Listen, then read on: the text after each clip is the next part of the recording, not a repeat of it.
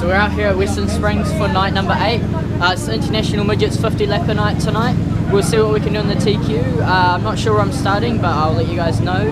I think we'll get 2 heats in a feature because there's not that many cars, as there was quite a bit of damage after the NZ Champs. So we'll see what we can do and hopefully we keep it in one piece. TQ Midget heat number 1. This is 8 laps of distance. Your front row is the 11C of Liam McCaubrey. On the inside is 71 Danny King. Let's stand up green. We are racing here at the Springs, and McCaubrey gets a fantastic run off the start. The 3NZ though, Ben Morrison just giving the wall a bit of a kiss as he starts his night here for the 50 lap classic. Yeah, and it's not a smart thing to do early, but sometimes when you see a track this slippery, there's not a lot of option for you. You just have to ride it, and they are being very careful on the throttle right now. And just a little point as well, a majority of the TQs tonight are running a green and yellow sash on the back of their cars, which is a bit of a respect and tribute to our Australian cousins, which is fantastic to see. Out the front though, it was Troy Pennington just shot out from grid number 4 and the placemaker's number 4 car, and he's leading the race, and he is driving this track like he actually built it. No problem sliding in 3 and out of 4, Craig. It's courage. It's a big gamble to put the foot down in this kind of conditions, and it actually is testing the mettle of a race car driver. The battle is definitely starting to heat up the front. Everybody is the 3NZ of Ben Morrison just gets nice and close to the 4 of Troy Pennington.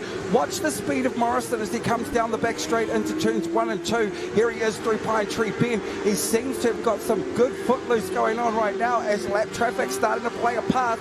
Craig's favourite, Pennington, down on the inside. Morrison follows him through. Pennington just slides it up nearly towards the wall though, and with the white flag dropping right now, we are in the white lap zone as Pennington and Morrison battle it for the win in the first heat, the first event of the evening here at Western Springs. Pennington's car looking that clean because he's been out the front the entire time, but Morrison is on the charge. Here comes Curry, but write it down in the books, boys and girls. The 4 of Pennington will take this one. Morrison. So my first heat race, starting 4th, I managed to get into the lead straight away and I held first place the whole way. The track was really difficult. You had to really throw the car around to make it not tight because it was so wet. But yeah, unfortunately we had problems with brakes again. There was just no pedal at all. I was fortunate that I was able to get out to the front and not have to worry about it. So I don't know what we're going to be doing because it's a tight turnaround. So we'll see what we can do with the brakes and hopefully we can get something for the next heat race. Where I'm starting 11th because we'll have really good grids if I can move up from there. So fingers crossed we can sort this brake issue out because it's just really niggling at us this whole season, and we'll see what we can do.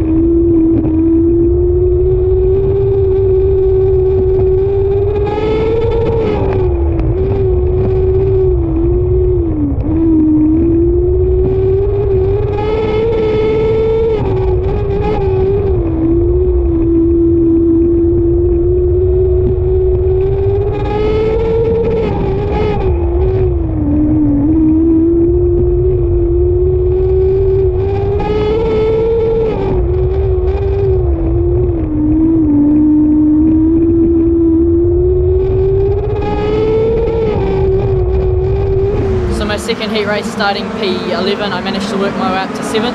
The car was just a little bit tight, but it was pretty good in the first part of the race.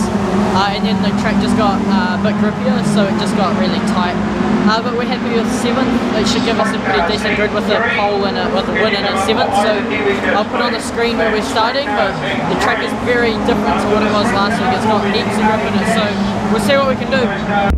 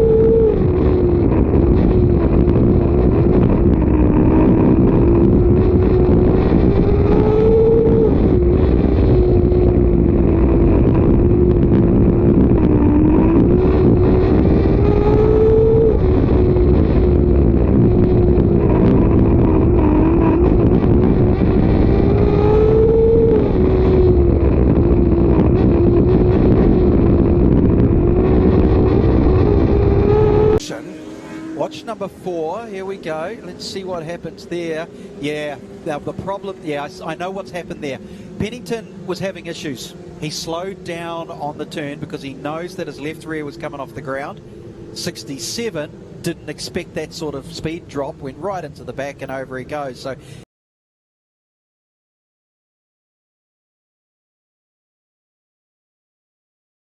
at third place, Troy Pennington. Troy, mate, very nearly got up into second there.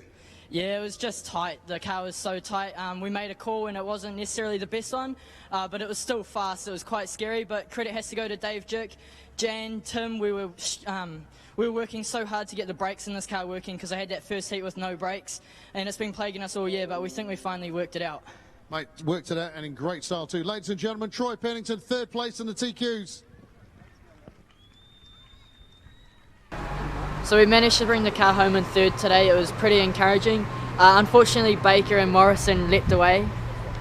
But nah, it was good fun. The track, we just made one wrong call with the car and made it a bit tight. But other than that, when I was able to drive it into the slick, number 67 Caleb Carey was getting underneath me every lap, and it was making me scared. Just didn't want to lose that podium, but fortunately we held on to the checkered flag.